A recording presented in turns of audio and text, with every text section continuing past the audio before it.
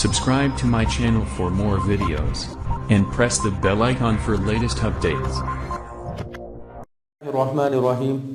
अस्सलामु अलैकुम dear student, आज का जो हमारा टॉपिक है उसमें हमने यानी चैप्टर का अगला सेगमेंट स्टार्ट करना है जिसमें हम डिस्कस करेंगे स्पोर्ट इन एनिमल। बेसिकली इस चैप्टर को 4 पोर्शन में डिवाइड किया गया था। पहला स्पोर्ट इन प्लांट जो हम पढ़ चुके हैं, फिर मूवमेंट इन प्लांट जो हम पढ़ चुके हैं। अब डिस्कस करेंगे स्पोर्ट इन प्लांट, फिर अगला सेगमेंट हमारा है sport in movement in animals का। तो जब भी हम बात करते हैं स्पोर्ट की, तो स्पोर्ट में सबसे पहली चीज़ जो हमारे माइंड में आती है कि कोई ना कोई उसमें ऐसा स्केलेटन मौजूद होगा जिसकी वजह से एनिमल को सपोर्ट मिलेगी। तो स्केलेटन बेसिकली है क्या? ये बॉडी का एक मजबूत सख्त किस्म का फ्रेमवर्क है, ढांचा है ऑफ एनिमल का, जो एनिमल को मुख्तलिफ फंक्शन प्रोवाइड करते हैं। प्रोटेक्शन का फंक्शन प्रोवाइड करता है, शेप का फंक्शन प्रोवाइड करता है और सपोर्ट का फंक्शन प्रोवाइड करता है।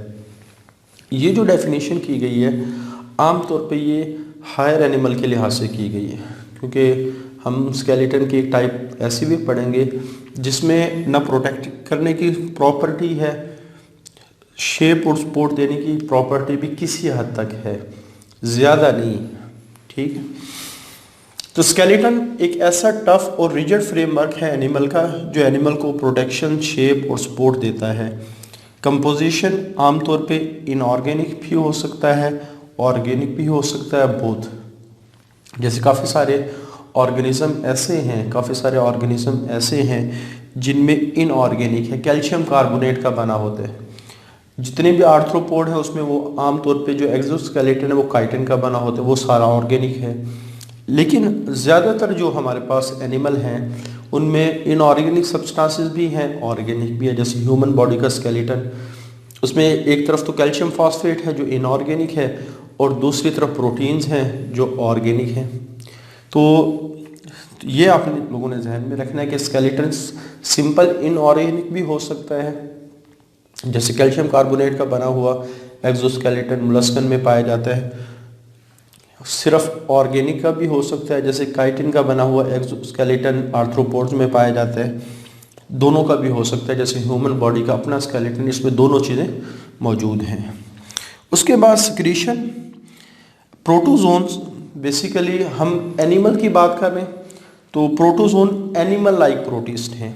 इनके बारे में फर्स्ट ईयर में डिटेल से मौजूद है। ये क्या है? एनिमल लाइक प्रोटिस्ट है, एनिमल लाइक प्रोटिस्ट। तो चूंकि ये सारे यूनिसेलुलर होते हैं तो इस वजह से इनका एक ही सेल इनके इर्द गिर्द स्केलेटन बनाता है। इसी तरह जो मल्टी सेलुलर हैं इनमें स्पेशलाइज सेल होते हैं जो स्केलेटन को बना रहे होते हैं। आगे फिर जो स्केलेटन की 3 टाइप हैं।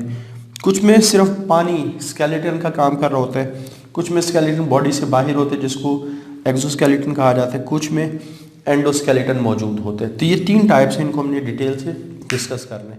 आज हम डिस्कस करेंगे सिर्फ हाइड्रोस्केलेटन को। बेसिकली हाइड्रोस्केलेटन का लफ्ज़ी मतलब कि ऐसा स्केलेटन जो पानी ने बनाना है। ये बिल्कुल इसी तरह जैसे गुब्बारे वगैरह ये ऐसे अपने खिलौने देखे होंगे जिनमें हवा भरी जाती है, तो अगर उनसे हवा निकाल दी जाए तो उनमें खड़े होने की सलाहियत ख़त्म हो जाए। काफ़ी सारे आपने ऐसे शेर देखा होगा, बकरी देखी होगी, भैंस देखी होगी, गाय देखी होगी, इवन आप कह सकते हैं जो छोटे छोटे जानवर देखे होंगे, उनमें हवा भरी जाती है और वो हवा यानी हवा वाले जो खिलौने होते हैं, अगर उनकी बॉडी से हवा निकाल दी जाए तो उनकी बॉडी के अंदर ना प्रॉपर शेप रहती है, ना प्रॉपर उनके अंदर खड़ा होने की सलाहियत रहती है। अगर हवा भर दी जाए तो वो बिल्कुल खड़े हो जाएंगे। ठीक हो गया? तो इसी तरह कुछ ऑर्गेनिज्म ऐसे हैं जिनके बॉडी में पानी भरने से उनके बॉडी को शेप मिलती है, उनकी बॉडी को सपोर्ट मिलती है। जैसे फॉर एग्जांपल ऐसे ऑर्गेनिज्म में हार्ड स्केलेटन तो नहीं होता, लेकिन ऐसे ऑर्गेनिज्म में एक फ्लूइड फिल्ड कैविटी लाजमी होती है।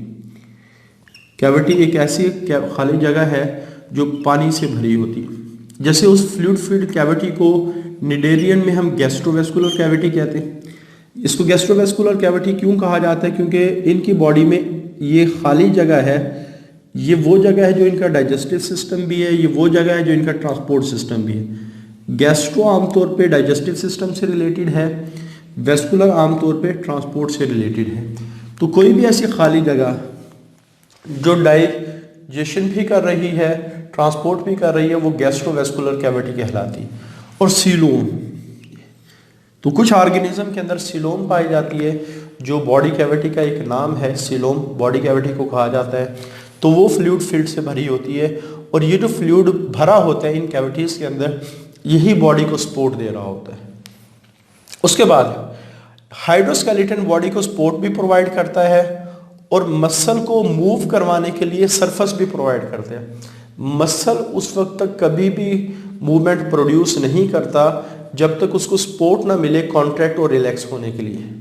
तो ये जो हाइड्रोस्केलेटन है, ये इन ऑर्गेनिज्म को मसल्स की कॉन्ट्रैक्शन और रिलैक्सेशन के लिए सपोर्ट प्रोवाइड करते हैं, एक सरफेस प्रोवाइड करते हैं, जिसकी वजह से इन ऑर्गेनिज्म में मोटिलिटी होती है। आगे आपकी बुक में 2 एग्जांपल दे रखी हैं। हाइड्रोस्केलेटन वैसे तो निडेरियंस में आमतौर पे पाया जाता है, जो हमने चैप्टर नंबर 10 फर्स्ट ईयर के अंदर डिटेल से डिस्कस किया था। निडेरियन एनेलिड्स, ये भी चैप्टर नंबर 10 में डिटेल से डिस्कस हुआ है। और सॉफ्ट बॉडीड इन्वर्टिब्रेट्स, जिनको आमतौर पे मुलस्कन कहा जाता है, मुलस्कन्स, ठीक हो गया। तो इनकी बॉडी के अंदर भी हाइड्रोस्केलेटन होता है। इन मुलस्कन की बॉडी के बाहर भी स्केलेटन होते हैं, जिसे एक्सोस्केलेटन कहते हैं, लेकिन बॉडी के अंदर इनका हाइड्रोस्केलेटन होता है। उसके बाद पहला जो हाइड्रोस्केलेटन है वो सी एनीमोन का, ये एक निडेरियन है, एक निडेरियन है, फाइलम सिलेंट्रेटा से बिलोंग करती है। तो सबसे पहले इसके अंदर ये जो सरफेस पे फिंगर लाइक प्रोजेक्शन नजर आ रहे हैं, जिसके टेंटिकल्स हैं, जिसके क्या है, टेंटिकल्स। अगर इसमें अंदर पानी ना भरा हो तो इसकी शेप बाज़ दफ़ा इस तरह नज़र आती है, बेढंगी सी, टेंटिकल्स भी इस तरह गिरे हुए होते हैं, लेकिन पानी भरने से ये शेप निकलती है। तो it's cavity is filled with sea water, इसके अंदर जो जितनी भी चीज़ें हैं वो पानी से भरी होती हैं, और ये सी वाटर क्या करता है, टू एक्सटेंड इट्स बॉडी, इसकी बॉडी को भी फुला के रखता है, और इसके टेंटिकल्स को भी एक प्रॉपर शेप देता है। तो ये बात आपने याद रखनी है कि जो हाइड्रोस्केलेटन ऑफ सी एनीमोन है वो सी वाटर है, जिसकी वजह से इसकी ये बॉडी की शेप नज़र आती है, इसके टेंटिकल्स की शेप नज़र आती है। तो it's cavity is filled with sea water to extend to its body, कि इसकी बॉडी को उसने एक्सटेंड किया होता है, और इसके टेंटिकल्स को भी इसने क्या किया होता है, एक्सटेंड किया होता है। उसके बाद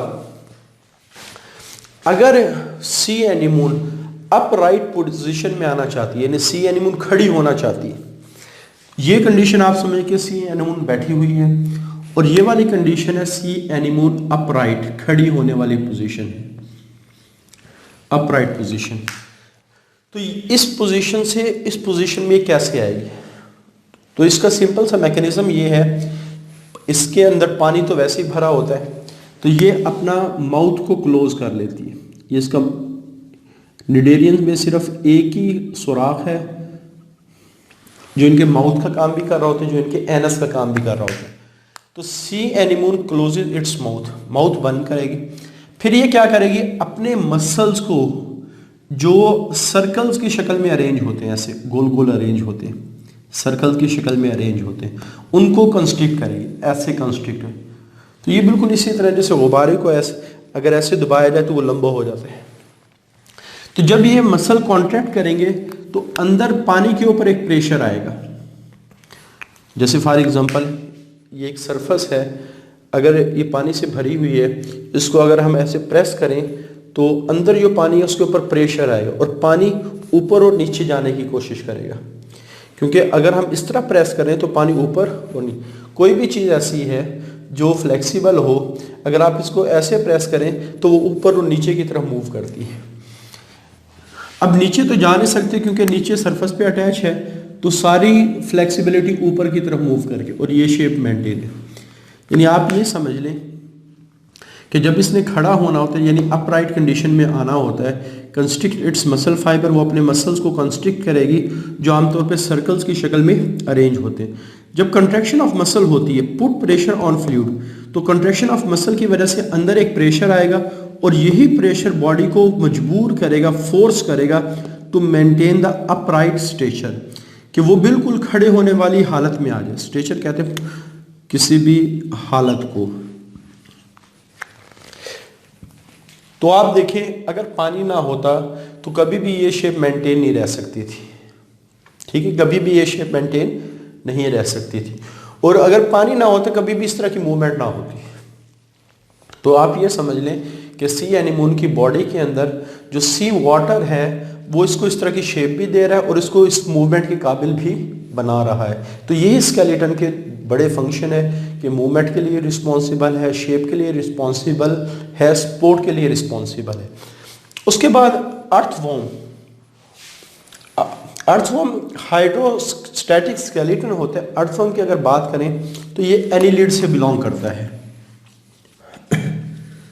और एनिलिड्स के बारे में कहा जाता है, एनिलिड्स का लफ्ज़ी मतलब क्या है, एन्यूलाई, रिंग को कहा जाता है। छोटा सा जो रिंग नहीं होता अंगूठी उसकी तरह का रिंग, वो एन्यूलाई का। तो काफ़ी सारे रिंग चुके मिलके इनकी बॉडी बनाते, इस वजह से इन ऑर्गेनिज्म को एनिलिड कहा जाता है कि काफ़ी सारे जो रिंग है वो आपस में मिलेंगे, उनकी बॉडी बनेगी। तो इस वजह से इनको हम कहते हैं कि इनकी बॉडी सेगमेंटेड है। इनकी बॉडी के अंदर कंपार्टमेंट्स हैं, यानी छोटे छोटे कमरे हैं, छोटे छोटे रूम्स हैं, छोटे छोटे हॉल हैं, जो भी आप कह लें कि, और इन कमरों के अंदर फ्लूइड भरा होता है।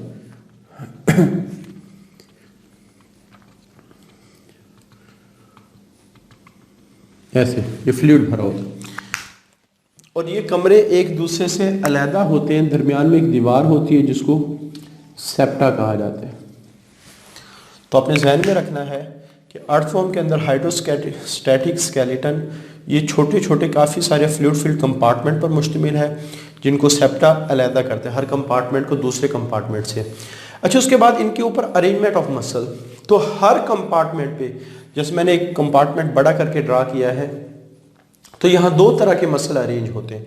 एक वो मसल है जो अलोंग द सर्कल अरेंज होते हैं, एक वो मसल है जो अलोंग द लेंथ अरेंज होते हैं।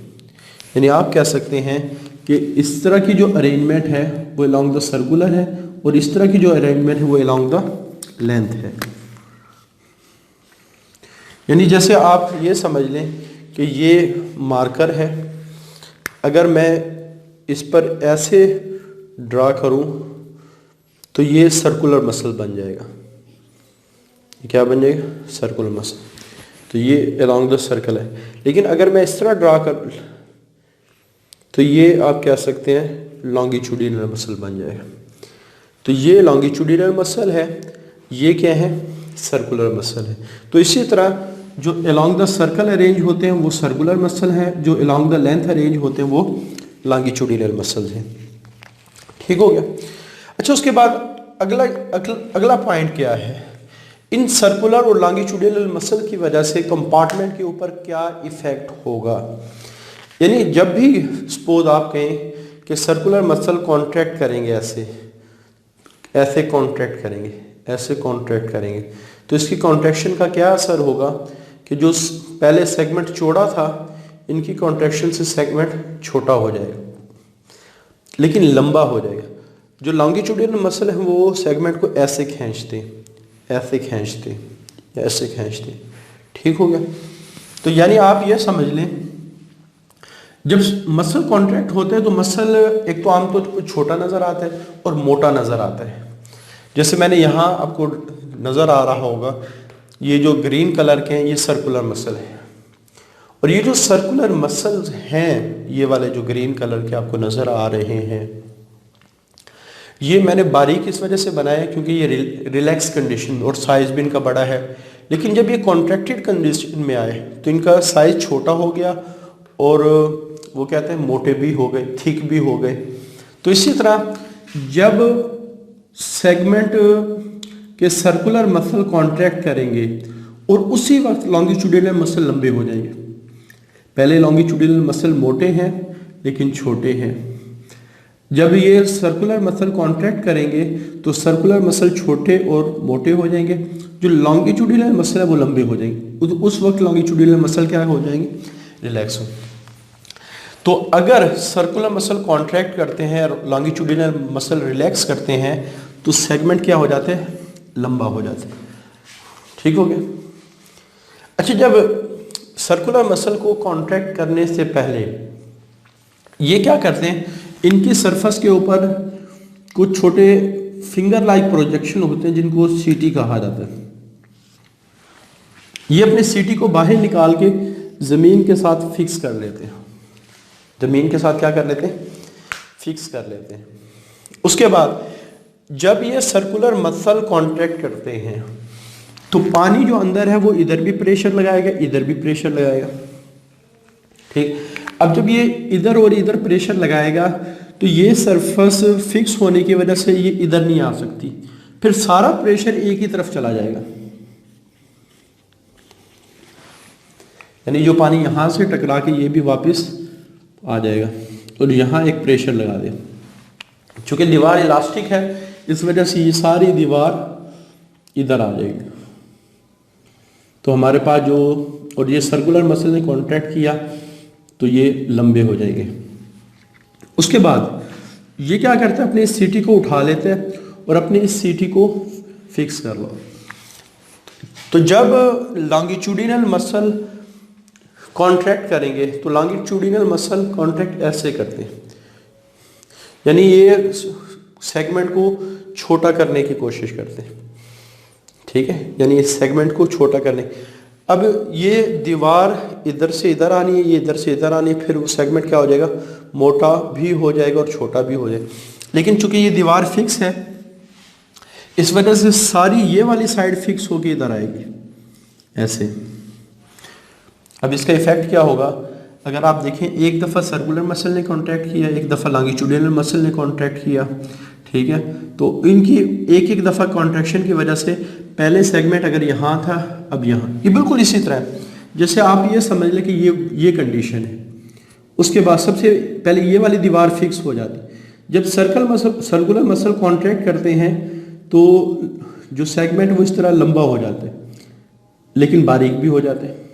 फिर सीटी दूसरे वाले बाहर निकल के आएंगे और इस साइड को फिक्स करेंगे और फिर ये इस तरह मूव करके, तो ये जो इस तरह की मूवमेंट है, यानी जब सर्कुलर मसल ने कॉन्ट्रैक्ट किया तो हमेशा सेगमेंट लंबा हो जाता है। इसी दौरान लॉन्गिट्यूडिनल मसल लंबे हो जाएंगे। उसके बाद जब लॉन्गिट्यूडिनल मसल ने कॉन्ट्रैक्ट किया तो सेगमेंट फिर इस तरह आ जाएगा। तो ये जो सिर्फ एक डायरेक्शन में मूवमेंट है इसके रिस्पॉन्सिबल क्या है, सीटी। तो अरेंजमेंट ऑफ मसल्स की अगर बात करें तो यहाँ दो तरह के मसल हैं। कुछ सर्कुलर मसल हैं जो along the circle of the body arrange होते हैं। जब ये कॉन्ट्रैक्ट करते हैं, कॉन्ट्रैक्शन हमें नज़र कैसे आएगी कि उस सर्कुलर मसल हमेशा छोटा भी हो जाएगा, मोटे भी हो जाएंगे। तो कॉन्ट्रैक्शन कंपार्टमेंट एलोंगेट, जो कंपार्टमेंट है वो लंबा हो जाए। जब ये कॉन्ट्रैक्ट करेंगे उस वक्त लॉन्गिट्यूडिनल मसल रिलैक्स करते हैं, वो लंबा हो रहा होता है। उसके बाद लॉन्गिट्यूडिनल मसल ये along the length of the body arrange होते हैं। तो जब ये कॉन्ट्रैक्ट करेंगे जो कंपार्टमेंट है वो फिर छोटा हो जाएगा और मोटा हो जाएगा। यानी आप कह सकते हैं कि कॉन्ट्रैक्शन ऑफ सर्कुलर मसल से जो कंपार्टमेंट लंबा और बारीक होता है, और लॉन्गिट्यूडिनल मसल की कॉन्ट्रैक्शन की वजह से जो कंपार्टमेंट है वो शॉर्टन भी होता है और वो थिक भी होता है। ठीक है, तो ये बदल बदल के जो कॉन्ट्रैक्शन हो रही होती है इसकी वजह से अर्थफॉर्म मूव करता है इन द सॉइल, और इस मूवमेंट को हेल्प करते हैं सीटी। इस मूवमेंट को कौन हेल्प करते हैं, सीटी हेल्प कर रहे होते हैं। ठीक है, तो ये हमारे पास अर्थफॉर्म के अंदर जो फ्लूइड, अगर ये फ्लूइड ना होता, अगर ये फ्लूइड ना होता तो कभी भी सर्कुलर मसल की वजह से अंदर प्रेशर जनरेट ना होता, और प्रेशर जनरेट होने की वजह से कभी भी इस तरह की शेप ना आती, और अगर इस तरह की शेप ना आती तो कभी भी मूवमेंट पॉसिबल नहीं होती। अब एक दफ़ा सर्कुलर मसल और लॉन्गिट्यूडिनल मसल ने कॉन्ट्रैक्ट और रिलैक्स किया है तो सेगमेंट पहले यहाँ था, अगर आप देखें इसको यहाँ होना चाहिए था लेकिन यहाँ चला गया। तो इसका मतलब ये हुआ कि अंदर जो फ्लूइड मौजूद है वो रिस्पॉन्सिबल है इसकी मूवमेंट के लिए, और ये हाइड्रोस्केलेटन का यहाँ एक फंक्शन आपको नज़र आएगा कि यहाँ सपोर्ट भी दे रहा है और मूवमेंट भी काज करवा रहा है। तो ये हमारे पास एक इम्पॉर्टेंट लॉन्ग क्वेश्चन था जिसमें हमने हाइड्रोस्केलेटन को डिस्कस किया, पहले उसकी डेफिनेशन की, फिर आगे 2 एग्जांपल्स के लिहाज से हाइड्रोस्केलेटन को मेंशन किया। आज के लिए इतना ही, अल्लाह हाफिज़। Subscribe to my channel for more videos and press the bell icon for latest updates.